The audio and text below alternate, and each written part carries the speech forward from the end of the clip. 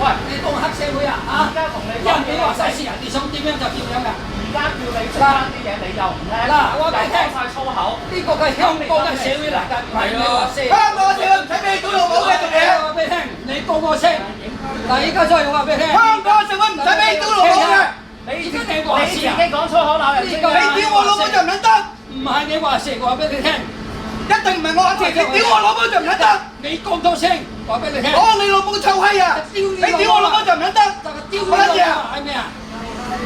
你老母個臭喺我呢度想猛入，多都唔使啊！你多啲啊！你屌我老母就唔撚得。屌你老母你自己。你屌我老母就唔撚得。話俾你聽。你屌我老母就唔撚得。話俾你聽，你講你屌我老母就唔撚得。講兩聲，話俾你聽。你屌我老母就唔撚得。